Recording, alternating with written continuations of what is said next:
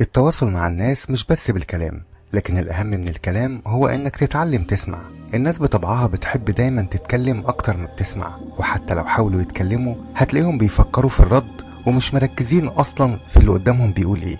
لازم تعترف إنك مش مستمع جيد، ولو حاولت إنك تسمع بجد هتلاقي الموضوع مش سهل زي ما انت فاهم. مش سهل إنك تفضل ماسك لسانك واللي قدامك عمال يتكلم في موضوع وانت نفسك تقاطعه أو تغلطه أو حتى تكدبه. مش هتقدر تمسك لسانك صدقني، إلا إذا كنت في ظروف معينة كنت مجبر فيها إنك ما تتكلمش. عشان كده الناس اللي عندهم قدرة على الاستماع هتلاقيهم أشخاص مميزين جدا، لأن عندهم مهارة مش موجودة عند ناس كتير، وهم دول أنجح ناس في عملية التفاوض.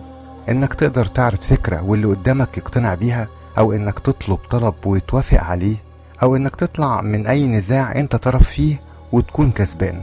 كريس فوس المفوض الدولي الرئيسي لوكالة الاستخبارات الأمريكية FBI بيقول في كتابه نيفر سبليت ذا ديفرنسز إن اللي قدامك لو حس إنك مش بتسمع له كويس بيجيله إحباط، وفي النهاية بيختار إنه يسكت وما يكملش كلامه.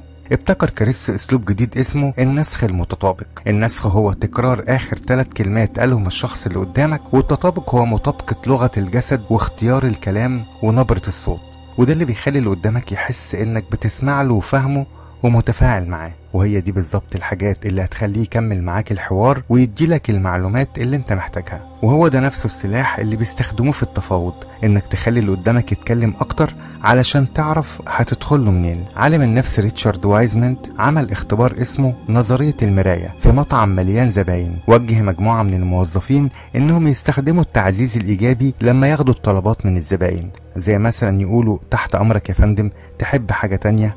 ووجه المجموعة التانية انهم يستخدموا اسلوب النسخ المتطابق اللي قلنا عليه من شوية، وهو انهم يرددوا طلب العميل من اخر كلام قاله. واللي حصل ان المجموعة اللي استخدمت النسخ المتطابق جالهم اكرامية اكتر ب70% من المجموعة اللي استخدمت التعزيز الايجابي. وده بيثبت ان المحاكاة بتخلي العملاء يحسوا انهم مسموعين ومفهومين.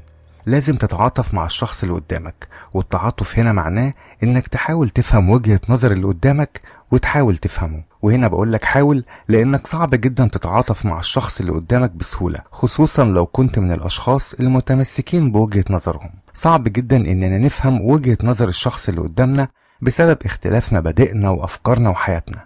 بيقول كريس انك لازم تستغنى عن ارائك وافكارك لما تبدأ في التفاوض. بيحكي كريس قصة من سنة 1998 لما تم استدعائه للتفاوض مع 4 مساجين هربانين من السجن، وكانوا مستخبيين في شقة ويفترض انهم مسلحين. كريس وقتها اتخيل بالظبط احساس المساجين دول، وفي حوار معاهم قال لهم انا عارف انكم خايفين ترجعوا السجن تاني، وانكم خايفين تفتحوا باب الشقة علشان خايفين الشرطة تضرب عليكم نار. فضلوا بعدها قاعدين في الشقة لمدة 6 ساعات كاملين، وكريس بيأكد لهم مشاعر القلق والخوف اللي هم حاسين بيها. لكن بعدها استسلموا واعترفوا ان كريس كان هو السبب في انه ساعدهم في اخذ قرار الاستسلام، لانه فهم مشاعرهم واعترف بيها.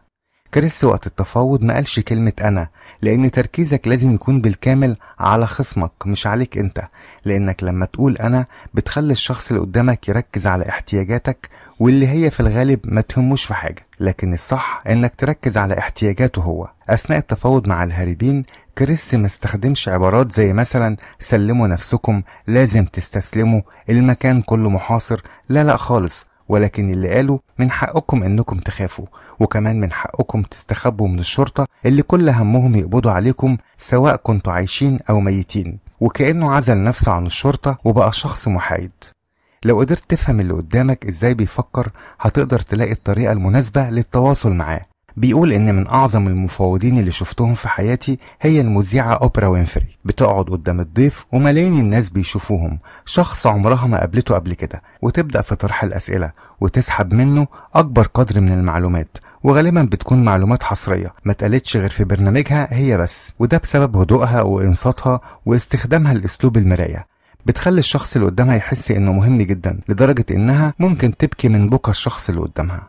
الكاتب بيفكرنا بقاعدة التواصل واللي هي 7-38-55، واللي أنشأها أستاذ علم النفس ألبرت مهربيان في كتابه الرسائل الصامتة أو Silent Messages. والقاعدة دي هي اللي بتحدد أوجه التواصل. 7% من التواصل مع الناس مبني على الكلام، تخيل 7% بس، و38 من نبرة الصوت، و55 هي من لغة الجسد، وهم دول اللي بيحددوا أسلوب كلامك ورسالتك. الخلاصة، اسمع كويس، قرر آخر كلام قاله الشخص اللي بتتفاوض معاه، حاول تتواصل مع مشاعر الشخص اللي قدامك واديله اهتمام، واستخدم كل أوجه التواصل من كلام ونبرة صوت ولغة جسد عشان تقدر تخرج من أي تفاوض وانت كسبان. لو كنت وصلت لحد هنا بشكرك على وقتك الغالي، ولو كنت أول مرة تشوفنا ما تنساش تشترك في القناة وتفعل زر الجرس عشان توصلك كل فيديوهاتنا أول بأول.